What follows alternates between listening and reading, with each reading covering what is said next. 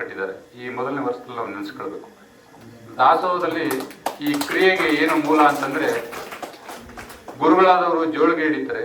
ಆ ಜೋಳಿಗೆಗೆ ತುಂಬಿಸೋರೆಲ್ಲ ಭಕ್ತರೆ. ಆ ತುಂಬಿಸ್ತಂತ ಪಡಿ ಪದಾರ್ಥಗಳನ್ನೆಲ್ಲ ಕೂಡ ಹಂಚಿಕೆ ಮಾಡುವಂತ ಕ್ರಿಯೆನೇ ಆ ಗುರು ಪರಂಪರೆ. ಈ ಕ್ರಿಯೆ ನಡೀತಿರೋದು ನಮ್ಮ ಚಿಕ್ಕ ಮಠ ಆದ್ರೂ ಕೂಡ ಅಧಿಕಾರಿ ಸಾಕ್ತಾ ಇದೆ.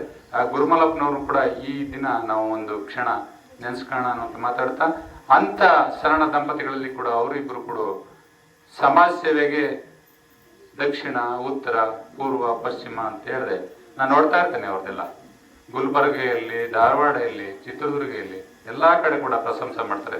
ನಮಗೆ ಬೇರೆ ರಾಜ್ಯ ಬೇಡ, ನಮ್ಮ ರಾಜ್ಯದಲ್ಲಿ ಎಷ್ಟು ಸುತ್ತಾ ಇದ್ದಾರೆ, ನೀವು ದೇಶ ವಿದೇಶಗಳು ಕೂಡ ಸುತ್ತಾ ಇದ್ದಾರೆ. ಅವರ ಶರಣ ದಂಪತಿ ಕ್ರಿಯೆ, ಅವರ ಶ್ರೀಮತಿಯವರು ಪ್ರತಿ ಮನೆಗೂ ಕೂಡ ಬಂದರು. ನಮ್ಮ ಶ್ರೀಮತಿನೂ ಕೂಡ ಕರೆದೆ, ನಮ್ಮೂರಿಗೆ ಪಪ್ಪ ಅಂತ. ಬೇರೆ ಊರಿಗಾದ್ರೆ ಈ ತರ ಆದ್ರೆ ಬರ್ತೀನಿ, ಈ ಊರಿಗೆ ನಾನು ಬರೋದಿಲ್ಲ ಅಂತ. ಅದನ್ನ ನಾವು ರೂಢಿಸ್ಕೊಳ್ಳೋಣ, ಬೇರೆ ಊರುಗಳನ್ನಾರು ಕೂಡ ಹೋಗೋಣ, ನಾವು ಕೂಡ ಈ ಸೇವೆಗೆ ಅವಕಾಶ ಮಾಡಲಿ ಅಂತ ಹೇಳ್ತಾ, ತಾವೆಲ್ಲರೂ ಕೂಡ ಒಂದು ಚಪ್ಪಾಳೆ ಮೂಲಕ ಆ ಇಡೀ ದಂಪತಿಗಳಿಗೆ ನಮ್ಮ ಕಿರು ಸನ್ಮಾನ ಮಾಡಬಹುದು ತರಿಸ್ಬೇಕಂತೇಳಿ ಹೇಳ್ತಾರೆ.